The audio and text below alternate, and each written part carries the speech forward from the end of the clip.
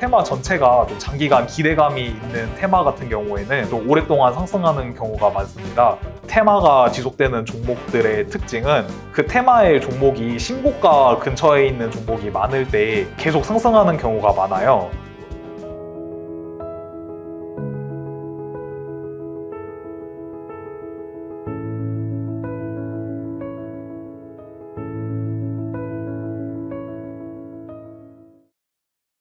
대형주만 오르고 테마는 잘 안 보일 때는 매매를 어떻게 하는 게 좋아요?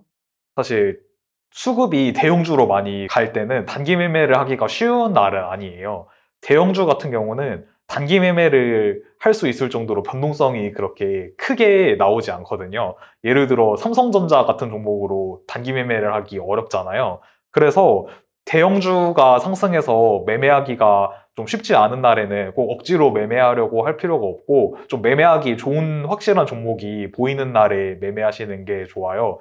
그래서 10총이 10조가 넘어가는 경우는 무거워서 잘 쉽게 못 오르는 종목이 많은데, 그렇게 선호를 하지는 않는 편입니다. 그런데 그 종목, 예를 들어 일봉 차트를 돌려봐서 끼가 되게 좋은 종목이다, 그런 경우면은 좀 시총이 커도 매매를 좀 적극적으로 할 수가 있지만, 예를 들어서 삼성전자, 하이닉스 같이 움직임이 그렇게 크지 않은 종목은 단기 매매를 하기가 쉽지는 않은 편입니다. 그러면 대형주라도 매매하는 게 아니라 보통 매매를 쉬시나요?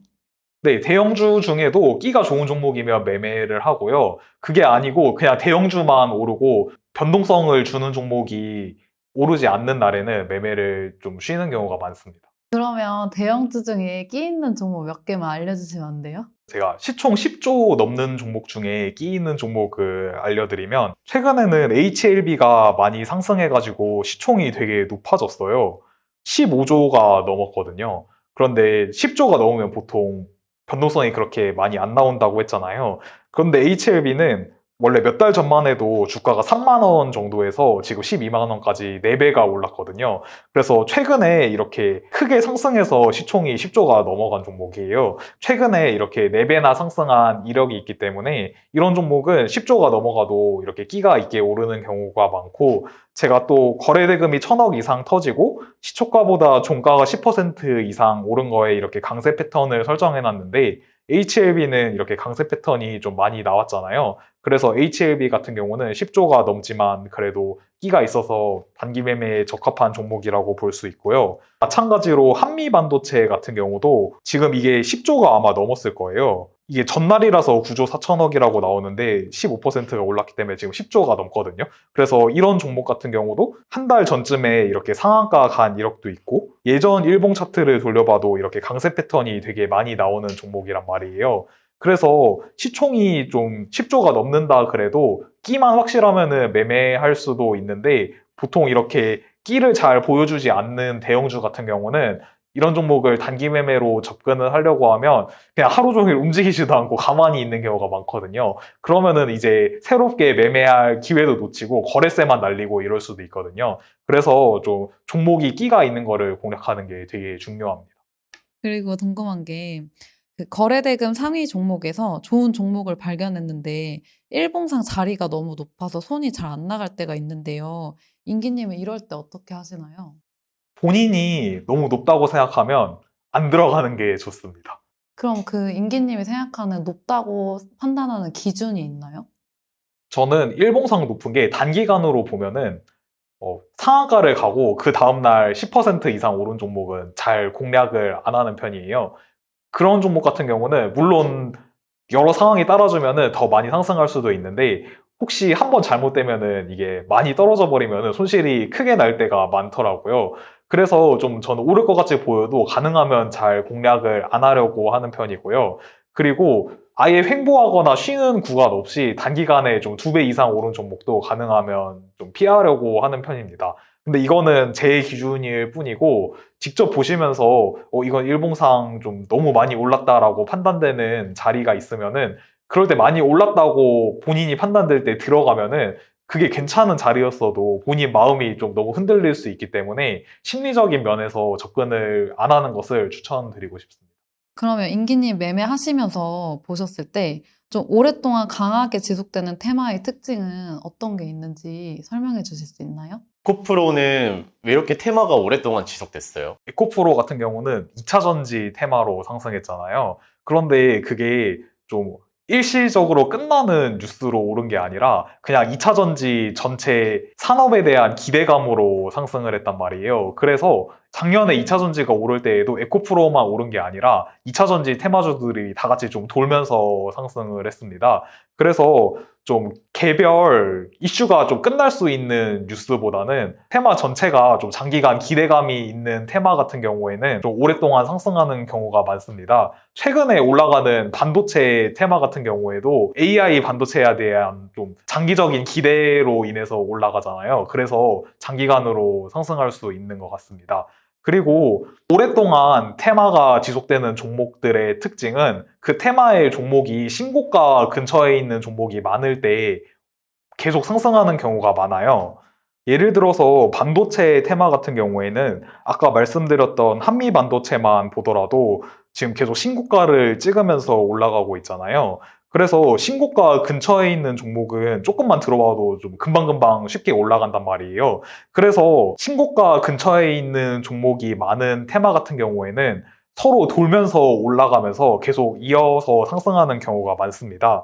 다른 반도체 테마 같은 경우에도 예를 들어 뭐 가온칩스라는 종목도 계속 이렇게 신고가 근처에서 왔다 갔다 하고 있잖아요. 그래서 이게 뭐 돌면서 올라갈 수도 있고 이수 페타시스라는 이것도 AI 반도체 관련주인데 이것도 좀 신고가 근처에 있잖아요. 그래서 예를 들어 반도체 테마에 신고가 근처에 있는 종목이 많다 하면은 서로 번갈아 가면서 막 신고가를 달성하면서 상승할 때가 많습니다. 그래서 좀 테마도 이어질 때가 많고 작년에 2차 전지 테마도 완전히 똑같았거든요. 그래서 좀 번갈아 가면서 신고가를 찍으면서 테마가 좀 지속적으로 상승할 때가 많습니다. 반대로 테마가 급격히 형성이 됐다가 또 금방 사라지는 그런 테마들도 있잖아요. 그런 테마들의 특징은 어떤 것들이 있나요? 그런 테마들은 주로 결과를 볼 수 있는 테마가 많습니다. 예를 들어서 몇 월 며칠에 어떤 결과가 나온다. 그런 테마 같은 경우는 그 결과가 나오기 전까지는 계속 좀 기대감이 있어서 상승을 하는데 결과가 나온 후에는 좋게 나오든 안 좋게 나오든 주식은 어쨌든 기대감이 있어야 계속 상승한단 말이에요. 그래서 결과가 나와버리면은 이제 기대감이 소멸되면서 하락하는 때가 많습니다.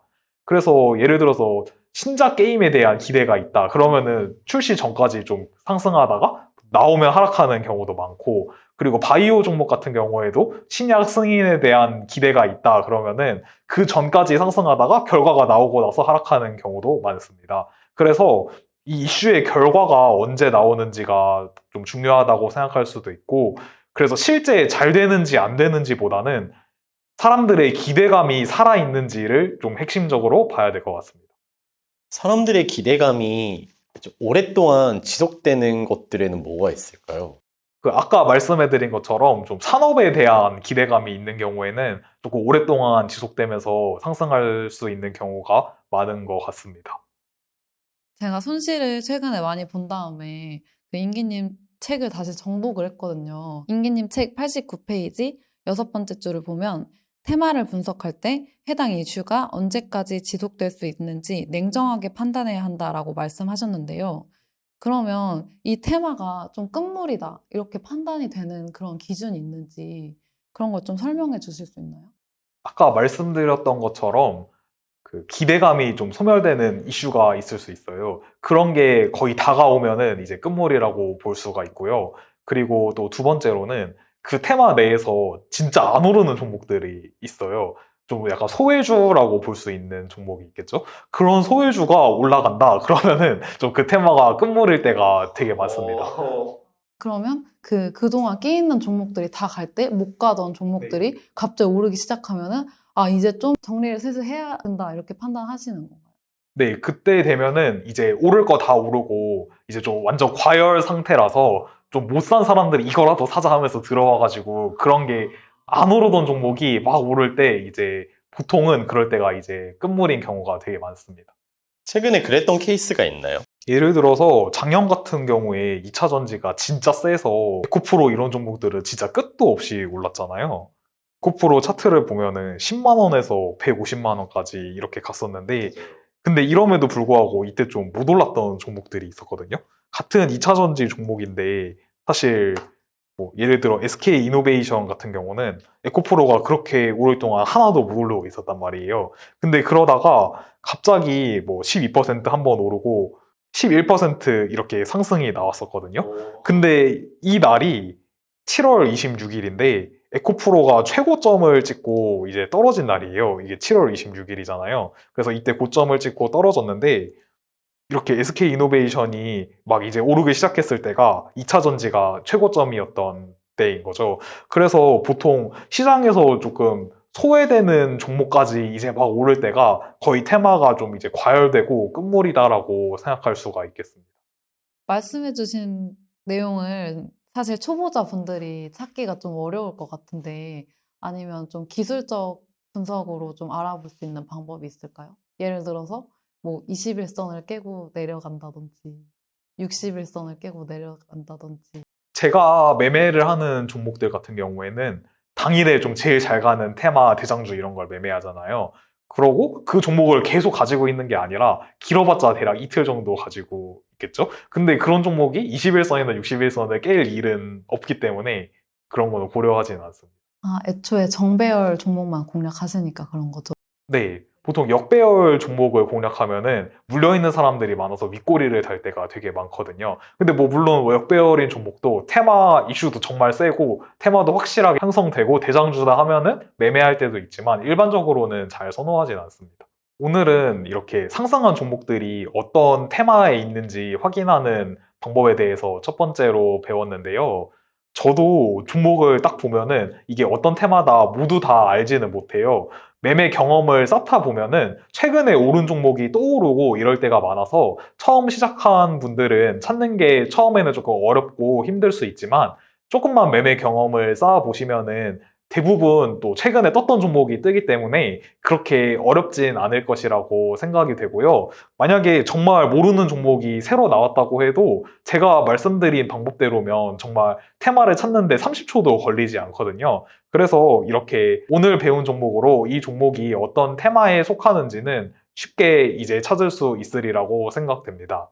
장중에 거래대금 상위 종목을 확인해 보시면서 많이 상승한 종목들 어떤 테마로 올랐는지 오늘 배운 내용을 토대로 찾는 연습을 해보시면 실력이 많이 향상되실 수 있을 것 같습니다. 그러면 다음 수업 시간 때에 또 뵙겠습니다. 감사합니다.